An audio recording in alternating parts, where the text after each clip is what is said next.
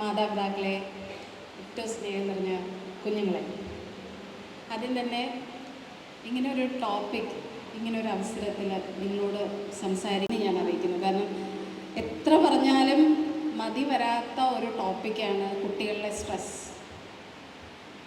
കുട്ടികൾക്ക് സ്ട്രെസ് ഉണ്ടോ? ഉണ്ടോ? ഉണ്ടോ? ഇല്ല. കുട്ടികൾക്ക് എന്താല്ലേ സ്ട്രെസ്? അവർക്കൊന്നും അറിയണ്ടല്ലോ. അവർക്ക് ഈ കഷ്ടപ്പാട് വല്ലതും അറിയണോ? അവർക്ക് ആവശ്യത്തിന് വേണ്ട എല്ലാ സുഖസൗകര്യങ്ങളും ഒരുക്കാനായിട്ട് ഞങ്ങൾ കഷ്ടപ്പെടുന്നു. അവർക്ക് ഒരു ബുദ്ധിമുട്ടുമില്ല. ഞങ്ങൾ എങ്ങനെയൊക്കെയാണ് ജീവിച്ചത്. എനിക്ക് 2 ഷർട്ടാണ് ഉണ്ടായിരുന്നത് കോളേജിൽ പഠിക്കുന്ന സമയത്ത്. ഞാൻ ചെരുപ്പില്ലാതെയാണ് പോയത്. എനിക്ക് പോക്കറ്റ് മണി ഇല്ലായിരുന്നു. എൻ്റെ ആദ്യത്തെ സാലറി 1000 രൂപയായിരുന്നു. കുട്ടികൾക്ക് സ്ട്രെസ് ഉണ്ടോ? എല്ലാ പേരൻസും, നിങ്ങളുടെ മാതാപിതാക്കളെ ചിലപ്പോൾ നിങ്ങളോടും ഇത് തന്നെ പറഞ്ഞിട്ടുണ്ടായിരിക്കും അല്ലേ? എല്ലാവരും, ഓരോ ജനറേഷനിലുള്ള പേരൻസും മക്കളോട് പറയുന്ന ഒരു കാര്യമാണ്, കുട്ടികൾക്ക് ഡെഫിനറ്റ്ലി സ്ട്രെസ് ഉണ്ട്. ഡെഫിനറ്റ്ലി, ഒരു സംശയവും വേണ്ട അക്കാര്യത്തിൽ.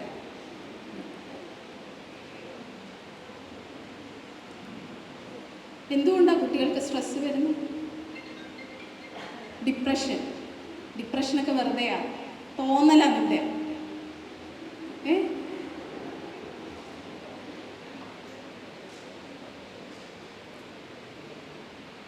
ഒരു സൂയിസൈഡ് അറ്റംപ്റ്റ് ചെയ്ത ഒരു +1 പഠിക്കുന്ന ഒരു കുട്ടിയെ പേരൻസ് കൊണ്ടുവന്നു.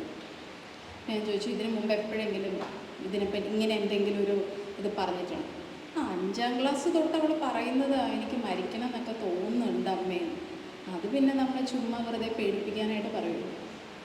പിന്നെ ചുമ്മാ പേടിപ്പിക്കാനായിട്ട് പറഞ്ഞുകൊണ്ടിരുന്നേ ആ കുട്ടി വർഷങ്ങൾ കഴിഞ്ഞപ്പോൾ ഒരു അറ്റംപ്റ്റ് ചെയ്തു.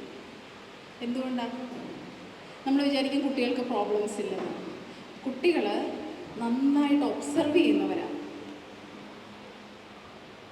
ഒരു പുതിയ സിനിമാ പാട്ട് ഇറങ്ങിയ, ഞാൻ ചെറിയ കുട്ടികളുടെ കാര്യം പറയാനാണ്, വീട്ടിൽ ആരാ അത് ആദ്യം പഠിക്കാൻ?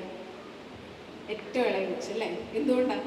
ശരിക്കും വാക്കുകളൊന്നും കൃത്യമായിട്ട് പറയാനുള്ള വൊക്കാബുലറി ആയിട്ടുണ്ടാവില്ല 2, 3, 4 വയസ്സുള്ള കുട്ടികൾ. പക്ഷേ ഒബ്സർവേഷൻ കപ്പാസിറ്റി ഈസ് മാക്സിമം.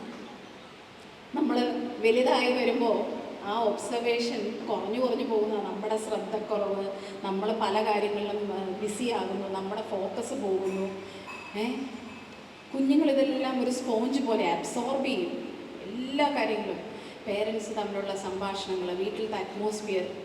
ഒരു പേരൻറ്റ്, ഒരു കുട്ടിയുടെ പേരൻസ് വന്ന് എന്നോട് പറഞ്ഞു, ഞങ്ങൾ തമ്മിലിപ്പോൾ ഒരു പ്രോബ്ലവും ഇല്ല, പക്ഷെ എന്താണെന്നറിയില്ല, ഇവിടെ സ്കൂളിൽ പോകുന്നില്ല.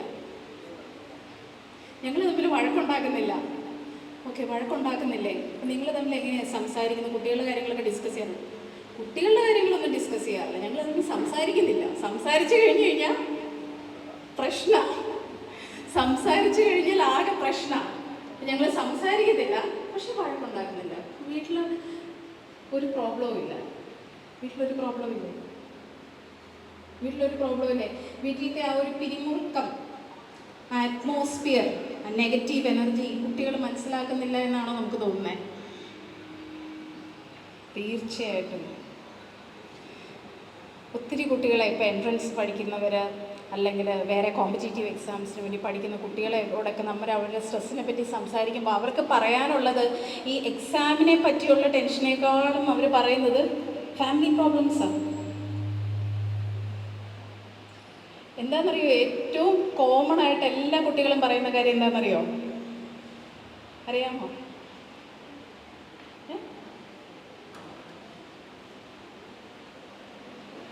പേരൻസ് ഞങ്ങളെ മനസ്സിലാക്കുന്നില്ല.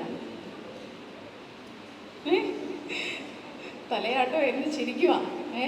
ഇപ്പം എല്ലാവരും വിചാരിക്കും, പേരൻസൊക്കെ വിചാരിക്കും, ഡോക്ടർ വന്നിട്ട് പിള്ളേരുടെ സൈഡാണല്ലോ ഫുള്ള് സംസാരിക്കുന്നത്. പക്ഷേ കുട്ടികളുടെ സൈഡ് സംസാരിക്കാനും ആരെങ്കിലുമൊക്കെ വേണ്ടേ? അല്ലേ? We are people of the past, guiding people of the present to become future adults. അല്ലേ? നമ്മൾ ഓൾഡ് ജനറേഷനാണ്. നമ്മൾ 80s കിഡ്സ്, 90s കിഡ്സ് അല്ലേ? നമ്മൾ ഗൈഡൻസ് കൊടുക്കുന്നത് ആർക്ക് വേണ്ടിയിട്ടാണ്? ഇപ്പോഴത്തെ കുട്ടികൾക്ക് വേണ്ടിയിട്ട്. അവരെ നാളത്തേക്ക് തലമുറയായിട്ട് വാർത്തെടുക്കാനുള്ള ഗൈഡൻസ് കൊടുക്കുന്നവരാണ്. അപ്പം നമ്മൾ ആരും പെർഫെക്റ്റ് അല്ല, നമ്മളൊക്കെ മനുഷ്യന്മാരാണ്. ഇപ്പോൾ മക്കളെ, നിങ്ങൾ പേരൻസിനെ ബ്ലെയിം ചെയ്ത് പറയുന്ന ഒത്തിരി പേരുണ്ട്. അപ്പോൾ നിങ്ങളോട് പറയാനുള്ളത്, നിങ്ങൾ നാളെ പേരൻസ് ആകുമ്പോൾ നിങ്ങൾക്കും you will also make mistakes. പക്ഷേ മിസ്റ്റേക്സ് തിരിച്ചറിഞ്ഞ് അതിനെ കറക്റ്റ് ചെയ്യാൻ, ഓക്കെ ഇങ്ങനെയല്ല. 2 കുട്ടികളുണ്ടെങ്കിൽ ഒരാൾ സെൽഫ് സഫിഷ്യൻ്റ് ആയിരിക്കും, എല്ലാ കാര്യങ്ങളും തന്നെ ചെയ്യാൻ പ്രാപ്തിയുള്ള ഒരാളായിരിക്കും. മറ്റേയാൾ ചിലപ്പോൾ കുറച്ച് സെൻസിറ്റീവ് ആയിരിക്കും, പെട്ടെന്ന് ഫീൽ ആവുന്ന ആളായിരിക്കും. ഒരേ രീതിയിൽ 2 പേരെയും പാരൻ്റ് ചെയ്താൽ എങ്ങനെയിരിക്കും? ഒരെണ്ണം പാളിപ്പോവും അല്ലേ? അപ്പോൾ അവിടെ മെത്തേഡ് ചേഞ്ച് ചെയ്യണം.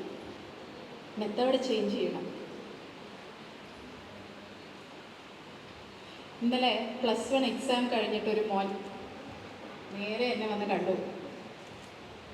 അവന് പറയാനുണ്ടായിരുന്നത് എന്താണെന്നറിയോ? അച്ഛനും അമ്മയും തമ്മിൽ ഫുൾ വഴക്കായത്. മോനെ, ഇതെപ്പോഴാണ് തുടങ്ങി? എത്ര നാളെയൊരു, ഞാൻ കുഞ്ഞിലെ തൊട്ട് എൻ്റെ ഓർമ്മ വെച്ച കാലം തൊട്ട് ഒരു വഴക്കാ. എന്ത് ദീപം എന്നെ കാണാൻ വന്ന് മടുത്ത് ഡോക്ടറെ. അമ്മ വിളിച്ച് സമയം കിട്ടുമ്പോഴൊക്കെ ഫാദറിന്റെ കുറ്റം പറയും, ഫാദർ വിളിച്ചിട്ട് അമ്മയുടെ കുറ്റം പറയും. ഇത് രണ്ടും അങ്ങോട്ടും എനിക്ക് ഫുൾ കൺഫ്യൂഷൻ. എനിക്ക് ചിന്തിക്കാൻ പറ്റുന്നില്ല. പുസ്തകമൊക്കെ എടുത്ത് നോക്കുമ്പോൾ ഇതൊക്കെയാണ് എൻ്റെ മനസ്സിൽ കൂടെ പോകുന്നു. IQ, എന്താ IQ? Intelligence question. ഈ ഇന്റലിജൻസ്, ബുദ്ധി എങ്ങനെയാണ് ഉണ്ടാവുന്നത്? ഒന്നും ചെയ്യാൻ പറ്റത്തില്ല. നമ്മൾ ജനിക്കുമ്പോഴേ ഉണ്ടാവുന്ന ഒരു കാര്യമാണ് IQ. നമ്മൾ ജനിച്ചപ്പോഴേ നമ്മുടെ തലച്ചോറിന് ഒരു കപ്പാസിറ്റി ഉണ്ട്. അതിൽ മാറ്റങ്ങളൊന്നും കൊണ്ടുവരാൻ പറ്റില്ല. എനിക്ക് ചിലപ്പോൾ 100-ൽ 90 മാർക്ക് മേടിക്കാൻ കഴിവുള്ള ബുദ്ധിയുള്ള ഒരു കുട്ടിയായിരിക്കും, ചിലപ്പോൾ 75 മാർക്കായിരിക്കും, അല്ലെങ്കിൽ ചിലപ്പോൾ എനിക്ക് ജസ്റ്റ് പാസ് മാർക്കായിരിക്കും എൻ്റെ ഒരു കപ്പാസിറ്റി. എൻ്റെ കഴിവ് ചിലപ്പം സയൻസ് വിഷയങ്ങളിലായിരിക്കും, അല്ലെങ്കിൽ ചിലപ്പോൾ ആർട്സ് വിഷയങ്ങളിലായിരിക്കും, അല്ലെങ്കിൽ ചിലപ്പോൾ തിയററ്റിക്കൽ നോളജിനേക്കാളും പ്രാക്ടിക്കൽ ഓറിയൻറ്റഡ് ആയിട്ടുള്ള കാര്യങ്ങളായിരിക്കും എൻ്റെ ഒരു സ്ട്രോങ് പോയിന്റ് എന്ന് പറയുന്നത്. അതിനേക്കാളൊക്കെ ഇമ്പോർട്ടൻ്റ് ആണ് EQ. എന്താ EQ? Question. Very good, excellent കേട്ടോ. കുട്ടികൾ ഇതൊക്കെ മനസ്സിലാക്കുന്നുണ്ട്. അതിന് വേണ്ടിയിട്ടുള്ള ഞാൻ അച്ഛനോട് ജസ്റ്റ് ഒന്ന് സംസാരിച്ചപ്പോൾ ഇവിടെ അങ്ങനെ ഒരു ഇമോഷണൽ സപ്പോർട്ട് നമ്മുടെ കുട്ടികൾക്ക് കൊടുക്കേണ്ടതിൻ്റെ ആവശ്യം മനസ്സിലാക്കിക്കൊണ്ട് തന്നെ അത് പ്രൊവൈഡ് ചെയ്യാനുള്ള ഒരു വലിയൊരു സാഹചര്യം ഉണ്ടെന്നുള്ളത് വളരെ എന്താ പറയുക, അഭിനന്ദനം അർഹിക്കുന്ന ഒരു കാര്യമാണ്. കാരണം ഇത് നിങ്ങളുടെ മക്കൾ ഒരു ചെറിയൊരു എക്സാമിന് വേണ്ടിയിട്ടല്ല പ്രിപ്പയർ ചെയ്യുന്നത്, ഒത്തിരി സ്ട്രെസ്ഫുൾ ആയിട്ടുള്ള എക്സാമിന് വേണ്ടിയിട്ടാണ്. ഒത്തിരി പഠിച്ചാൽ മാത്രം പോരാ, കോൺസെപ്റ്റ് മനസ്സിലാക്കണം. സ്പീഡ്, ആക്യുറസി, ശ്രദ്ധ, ഇതിനൊക്കെ ഇമ്പോർട്ടൻസ് ഉള്ള ഒരു എക്സാമാണ്. അപ്പോൾ കഴിവിൻ്റെ പരമാവധി 90% തന്നെ മേടിക്കണമെങ്കിൽ എങ്ങനെ നമ്മൾ എക്സാം എഴുതണം? എൻ്റെ കഴിവ് 90% ആ 90% എനിക്ക് ആ എഫിഷ്യൻസിയോടുകൂടി കിട്ടണമെങ്കിൽ, എൻ്റെ 100% എനിക്ക് എക്സാം ടൈമിൽ പെർഫോം ചെയ്യാൻ പറ്റണമെങ്കിൽ EQ is very very important. Emotional quotient എന്ന് പറഞ്ഞു കഴിഞ്ഞാൽ നമ്മുടെ മനസ്സ്, നമ്മുടെ മെൻ്റൽ ഹെൽത്താണ് ബുദ്ധിയെക്കാളും ഞാൻ പറയും ഒരു പടി കൂടി ഇമ്പോർട്ടൻറ്റ്. IQ-വിനേക്കാളും EQ ആണെന്ന് പറയും. കാരണം IQ നമുക്ക് ചേഞ്ച് ചെയ്യാൻ പറ്റില്ല, but we can change EQ. Confident ആയിട്ടുള്ള കുട്ടികളാക്കി നമുക്കൊരു ഇമോഷണൽ സപ്പോർട്ട് കൊടുക്കാനായിട്ട് പറ്റണം. അല്ലെങ്കിൽ എന്ത് സംഭവിക്കും? 100-90 മാർക്ക് മേടിക്കുന്ന ആൾ ചിലപ്പോൾ അത് 80 പോവും, 70 പോവും, 40 പോവും. നമ്മൾ ആ ഒരു പ്രഷറോട് കൂടി എക്സാം എഴുതുമ്പോൾ നമ്മുടെ എഫിഷ്യൻസി കുറയും. നിങ്ങളൊക്കെ അങ്ങനെയല്ലേ അല്ലേ? നമ്മളൊക്കെ എവിടെയെങ്കിലുമൊക്കെ ആയിട്ട് വർക്ക് ചെയ്യുന്നവരായിരിക്കും അല്ലേ? ഫിനാൻഷ്യൽ പ്രോബ്ലംസ് ഉണ്ടെങ്കിൽ എന്തെങ്കിലും ബാധ്യതകളുണ്ട്, ഓക്കെ ഷുഗർ എന്തായാലും വർക്ക് ചെയ്യണം. ശ്രദ്ധ കിട്ടുമോ നമ്മൾ ചെയ്യുന്ന ജോലിയിൽ? അല്ലെങ്കിൽ വീട്ടിൽ പോയി എന്തെങ്കിലുമൊക്കെ പ്രോബ്ലംസ്, അല്ലെങ്കിൽ വീട്ടിൽ ആരെങ്കിലുമൊക്കെ വേണ്ടപ്പെട്ടവർ സിക്കാണ്, അതൊക്കെ നമ്മളെ എഫക്റ്റ് ചെയ്യില്ലേ? ഇല്ലേ? നമ്മളെപ്പോലെ തന്നെ ഉള്ള കുട്ടികൾ എന്ന് പറയുന്നത് ഓരോ കുട്ടിയും ഒരു പേഴ്സണാലിറ്റിയാണ്, ഒരു വ്യക്തിത്വമാണ്. ഇതെല്ലാം കുട്ടികളെയും എഫക്റ്റ് ചെയ്യും. 22 വയസ്സുള്ള ഒരു മോൻ, അവന് ലേണിംഗ് ഡിസബിലിറ്റി ഉണ്ട്. എന്താ ലേണിംഗ് ഡിസബിലിറ്റി? പഠന വൈകല്യം എന്ന് പറയുമ്പോൾ അതൊരു വൈകല്യം എന്ന് വിചാരിക്കരുത്. ബുദ്ധിയൊക്കെ നോർമലാണ്, IQ നോർമലാണ്. പക്ഷേ അവന് മാത്തമാറ്റിക്സ് ഒട്ടും പറ്റത്തില്ല. പക്ഷേ മാത്തമാറ്റിക്സ് ആണ് ഭൂമിയുടെ അച്യുതണ്ടല്ലേ, പണ്ടാരാണ്ട് പറഞ്ഞിട്ടുണ്ടല്ലോ, ചാക്കോമാഷ്. അവൻ്റെ ഫാദർ മാത്രമല്ല, പേരൻസ് രണ്ടുപേരും ചാക്കോമാഷ്മാരാണ്. അവര് ഇത് നന്നായിട്ട് വരയ്ക്കും, ഓർഗൻ വായിക്കും, പാട്ട് പാടും, പ്രസംഗിക്കും, പെർഫോം ചെയ്യുന്ന കാര്യങ്ങളിലൊക്കെ എക്സ്ട്രാ ഓർഡിനറി ടാലൻ്റ് ഉണ്ട്. പക്ഷേ മാത്സ് മാത്രം പറ്റില്ല. പക്ഷേ 2 ചാക്കോമാഷന്മാരും കൂടെ വിചാരിച്ചു, ഓക്കെ ഇവന് എൻജിനീയറിംഗ് ആണ് പഠിക്കുന്നത്, അതൊരു പ്രൊഫഷണൽ കോഴ്സാണ്, നല്ല ഡിഗ്നിറ്റി കിട്ടും സമൂഹത്തിൽ. 10ാം ക്ലാസ് പാസ്സായി, +2 പാസ്സായി, ഡിപ്ലോമ എൻജിനീയറിംഗ് പഠിച്ചു, ജോലി കിട്ടി. അപ്പോൾ പേരൻസിന് തോന്നി ഡിപ്ലോമ പഠിച്ചുകൊണ്ട് കാര്യമില്ല, ഡിഗ്രി വേണം. ഡിഗ്രിക്ക് ജോയിൻ ചെയ്തു. 8ാമത്തെ സെമിസ്റ്ററാണ് ഇപ്പോൾ അവൻ, ലാസ്റ്റ് സെമിസ്റ്റർ. ഒരു സെമിസ്റ്ററിൽ പോലും അവൻ ഫുൾ ക്ലിയർ ചെയ്തിട്ടില്ല. ഉറക്കക്കുറവ്, കോളേജിൽ പോകാൻ പറ്റുന്നില്ല, ചങ്കിടിക്കുന്നു, കൈയും കാലും വിറയ്ക്കുന്നു. കോളേജിൻ്റെ കാര്യം പറയുമ്പോഴേ തന്നെ അവൻ വെപ്രാളം. പിന്നെ അന്നത്തെ ദിവസം ഉറങ്ങത്തില്ല, പരീക്ഷയുടെ തലേ ദിവസം ഉറങ്ങത്തില്ല. പേരൻസ് പറഞ്ഞു, നീ എങ്ങനെയെങ്കിലും കോഴ്സിനെ കംപ്ലീറ്റ് ചെയ്യുക, സർട്ടിഫിക്കറ്റ് ഒക്കെ നമുക്ക് എങ്ങനെയെങ്കിലും മേടിക്കാം.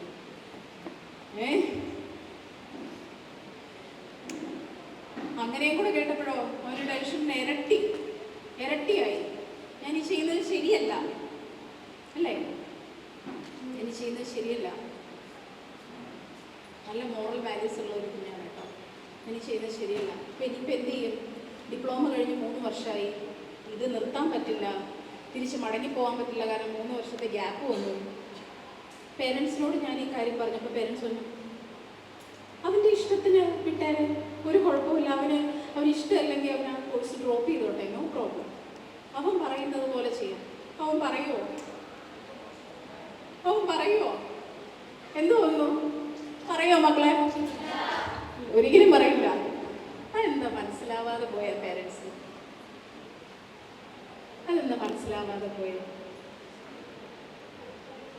അവനതിനെപ്പറ്റി ചിന്തിക്കുമ്പോഴൊക്കെ അവൻ ഓർക്കുന്നത്, എൻ്റെ പേരൻസ് ഇത്രയും ആഗ്രഹിച്ച് സദാസമയവും പറയുന്നത് ബിടെക്. അവരുടെ വലിയൊരു ആഗ്രഹമാണ്. ഒരു മകൻ എന്നുള്ള നിലയിൽ ഞാനത് ചെയ്ത് കൊടുക്കേണ്ടതാണ്, എൻ്റെ ഉത്തരവാദിത്തമാണ്. So how can you say that എനിക്കിത് പറ്റത്തില്ല എന്ന് ഒരിക്കലും പറയില്ല. കമ്മ്യൂണിക്കേഷൻ ഗ്യാപ്പ് വളരെ കൂടുതലായിപ്പോൾ. പണ്ടൊക്കെ ഒരുമിച്ചിരുന്ന് പ്രാർത്ഥിക്കുമായിരുന്നു വൈകുന്നേരങ്ങളിലൊക്കെ, അല്ലേ? ഇപ്പോൾ ഈ ഒരുമിച്ചിരുന്ന് പ്രാർത്ഥിക്കുന്നൊക്കെ ഉണ്ടോ? ഇവിടെ കുറേ പേര് ഹോസ്റ്റലിലാണ് താമസിക്കുന്നത്. പ്രാർത്ഥന കൊണ്ട് നല്ലതാണോ ചീത്തയാണോ അത് വേറെ വിഷയം. പക്ഷേ ഈ പ്രാർത്ഥന കഴിയുമ്പോൾ ഒരു 10 മിനിറ്റ് എല്ലാവരും ഇരുന്ന് സംസാരിക്കും, അല്ലേ? അന്നുണ്ടായിട്ടുള്ള കാര്യങ്ങൾ, മുന്നോട്ടുള്ള കാര്യങ്ങൾ പ്ലാൻ ചെയ്യുക, ഡിസിഷൻ എടുക്കുക, ഭക്ഷണം കഴിക്കാൻ വൈകിട്ട് എല്ലാവരും ഒരുമിച്ചാണ്, അല്ലേ? എല്ലാവരും ഒരുമിച്ചിരുന്ന് ഭക്ഷണം കഴിക്കും. ഇപ്പം അങ്ങനെയാണോ?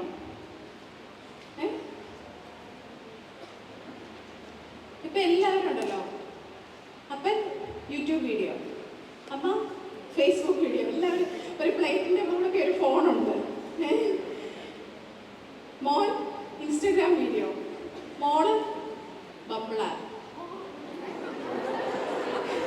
പിള്ളേരെല്ലാവരും എന്താ ബംബ്ലാർ? നിങ്ങൾ അറിഞ്ഞിരിക്കേണ്ട കാര്യങ്ങളാണ് ഇതൊക്കെ. ഒരു ഓൺലൈൻ ഡേറ്റിംഗ് ആപ്പാണ് കേട്ടോ. മക്കളെ, ഇതൊക്കെ നിങ്ങൾ അനുഭവിക്കുന്ന പ്രോബ്ലംസ് ആണ്, അല്ലേ? ഇതൊന്നും എക്സാജറേഷൻ അല്ല, ഇതൊന്നും എക്സാജറേഷൻ അല്ല. റിയലായിട്ട് നമ്മൾ കോട്ടയത്തെ ഒരു ഹോസ്പിറ്റലിൽ നിങ്ങൾക്ക് അറിയാമായിരിക്കുമല്ലോ, മെഡിക്കൽ സെൻ്ററിൽ പ്രാക്ടീസ് ചെയ്യുന്ന ആളാണ് ഞാൻ. ഇവിടെ ഞാൻ കണ്ടുകൊണ്ടിരിക്കുന്ന കുട്ടികളുടെ കഥകളാണ് ഈ പറഞ്ഞതൊക്കെ.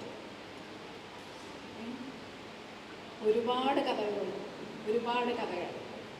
അതിൻ്റെയൊക്കെ ഒരു സിംഗിൾ പോയിന്റ് നമുക്ക് പറയാൻ പറ്റുമെങ്കിൽ കുട്ടികളുടെ ഭാഗത്തു നിന്ന് പേരൻസും ചിന്തിക്കുന്നുണ്ടോ എന്നൊരു സംശയം, പേരൻസിൻ്റെ ഭാഗത്തു നിന്ന് കുട്ടികളും ചിന്തിക്കുന്നുണ്ടോ എന്ന് വേറൊരു സംശയം. നിങ്ങൾ തമ്മിലുള്ള ആ ഒരു അന്തർധാര അല്ലേ, അത് കൂടിക്കൊണ്ടിരിക്കുന്നു.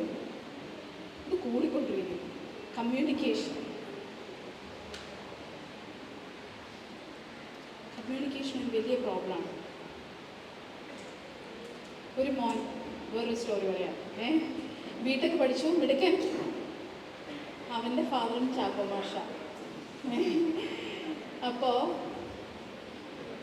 ഇവൻ എങ്ങനെയെങ്കിലും വീട്ടിൽ നിന്നാൽ ശരിയാവില്ല, അപ്പനുമായിട്ട് ഉടക്കാം, എങ്ങനെയെങ്കിലും എനിക്ക് പ്രൂവ് ചെയ്യണം എന്ന് പറഞ്ഞ് ഞാൻ കാനഡയ്ക്ക് പോയി.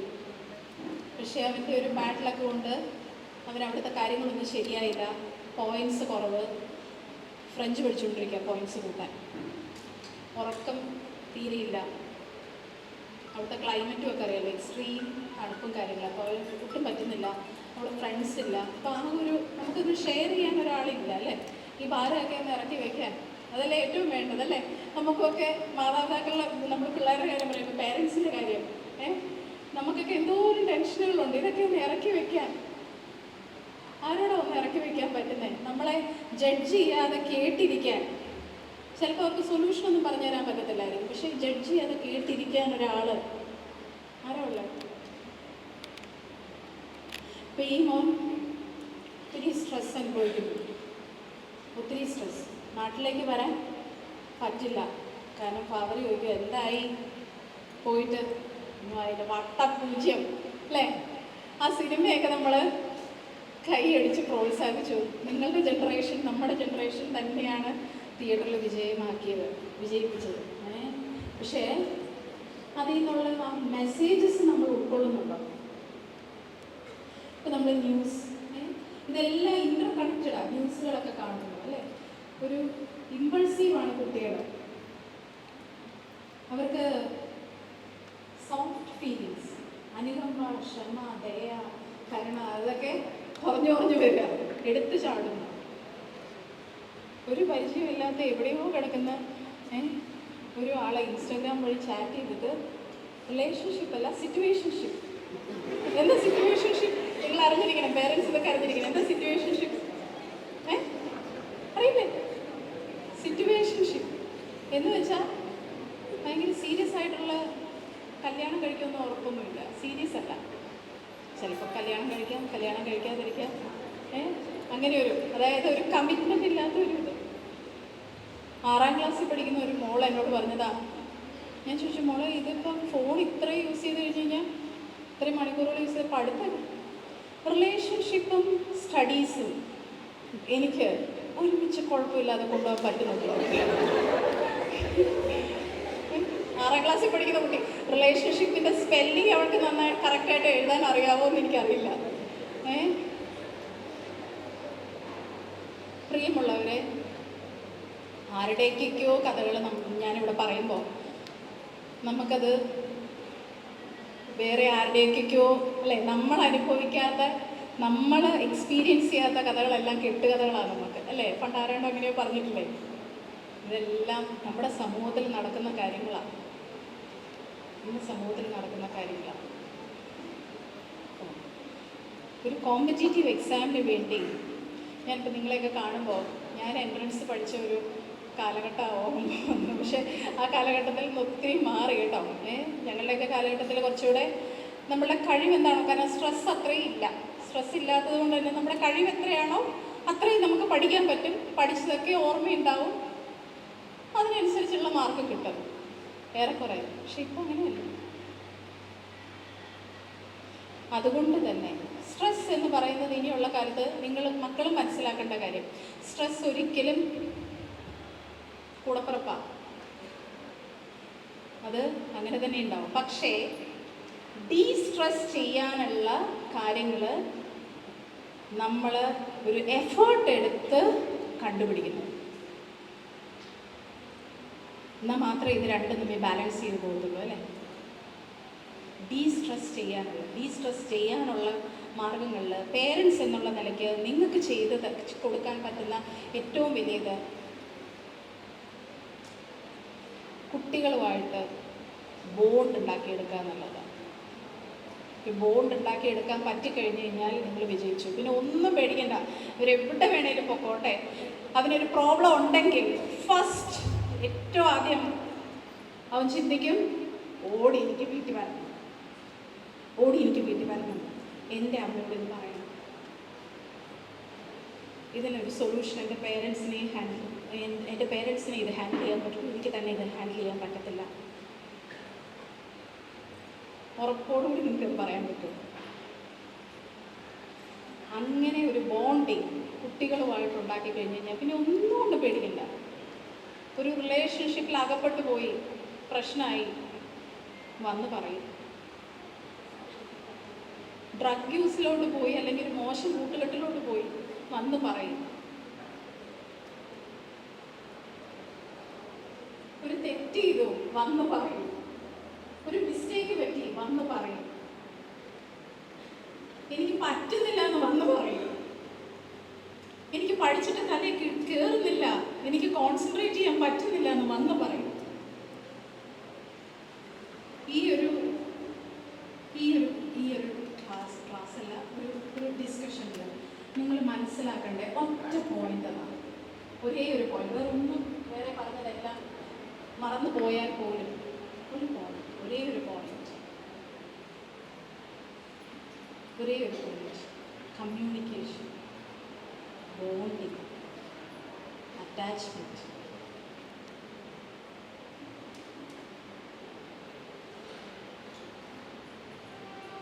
നമ്മൾ ഓപ്പണായിട്ട് കമ്മ്യൂണിക്കേറ്റ് ചെയ്യുമ്പോൾ അവർക്കൊരു ക്രൈസിസ് ഉണ്ടെങ്കിൽ, അവർക്കൊരു ബുദ്ധിമുട്ടുണ്ടെങ്കിൽ അവർ പേരൻസിൻ്റെ അടുത്തേക്ക് വരുള്ളൂ. ആ ഒരു സേഫ് സ്പേസ്, നമ്മുടെ കുടുംബത്തിൻ്റെ അന്തരീക്ഷം, അത് കൊടുക്കേണ്ട ഉത്തരവാദിത്തം മാതാപിതാക്കൾ എന്നുള്ള നിലയിൽ നിങ്ങളുടെ ചുമതലയാണ്. അത് വേറെ എന്തൊക്കെ പറഞ്ഞാലും സേഫ് സ്പേസ്, കംഫോർട്ട് സ്പേസ്. നിങ്ങളെല്ലാവരും പേരൻസ് എന്നുള്ള രീതിയിൽ നിങ്ങളൊന്നും ആലോചിച്ച് നോക്കി. ഞാൻ ജോലി കഴിഞ്ഞ് വീട്ടിലേക്ക് വരുന്നതിനെ പറ്റി ആലോചിക്കുമ്പോൾ സന്തോഷമാണോ തോന്നുന്നത്, അല്ല എന്ത് ഫീലിംഗാണ് തോന്നുന്നത്? ഇത്രയും പെട്ടെന്ന് ജോലി തീർത്തിട്ട് പെട്ടെന്ന് വീട്ടിൽ ചെല്ലാം. എന്തിനാ? വീട്ടിലെന്നെ കാത്തിരിക്കുന്ന ആളുകളുണ്ട് അല്ലേ? അയ്യോ എൻ്റെ ദൈവമേ, 1 മണിക്കൂറും കൂടെ ഇവിടെ ഒരു ഫുൾ ടൈം ജോലി ആയിരുന്നെങ്കിൽ കുഴപ്പമില്ലായിരുന്നു, എനിക്ക് വീട്ടിൽ പോകണ്ട എന്ന് ചിന്തിക്കുവാണെങ്കിലോ, അങ്ങനെ ഒരു ഫീലിംഗാണ് നമ്മുടെ മൈൻഡിലേക്ക് വരുന്നതെങ്കിൽ അതിനർത്ഥം വീട് എന്ന് പറയുന്ന ഒരു കംഫോർട്ട് സോൺ അല്ല എന്നർത്ഥം. കഴിഞ്ഞ കുറച്ച് ദിവസങ്ങളായിട്ട് നമ്മുടെ സോഷ്യൽ മീഡിയയിലും ന്യൂസിലും ഒക്കെ ഒത്തിരി ന്യൂസുകൾ നമ്മൾ കേൾക്കുന്നു, കാണുന്നു. പേരൻസ് എന്നുള്ള നിലയിൽ നമ്മൾ പലരും എന്താ പറയുക, ആശങ്കയുണ്ട് അല്ലേ അടുത്ത ജനറേഷനെ പറ്റി. ഈ ഒരു സിംഗിൾ കാര്യം ശ്രദ്ധിച്ചാൽ മതി. 90% മേടിക്കാൻ കഴിവുള്ള ആൾ 90% തന്നെ മേടിക്കും. 95% മേടിക്കാൻ കഴിവുള്ള ആൾ 95% തന്നെ മേടിക്കും. ഒരു സംശയം വേണ്ട. ഒരു പൂ ചോദിച്ചാൽ പൂക്കാലം കിട്ടുമോ? നിങ്ങൾ കൊടുക്കുന്ന സ്നേഹം, നിങ്ങൾ കൊടുക്കുന്ന വിശ്വാസം, അത് കുട്ടികൾ തിരിച്ചു തരും. കാരണം അവർക്കും വീട് എന്നുള്ളത് കംഫോർട്ട് സ്പേസാണ്. പേരൻസ് എന്നുള്ള രീതിയിൽ ഇവിടെ ഈ ചിത്രങ്ങൾ, കുട്ടികളുടെയൊക്കെ ടോപ്പേഴ്സിൻ്റെ ഒക്കെ ചിത്രങ്ങൾ കാണുമ്പോൾ നിങ്ങൾക്ക് എന്താ തോന്നുന്നു മക്കളെ?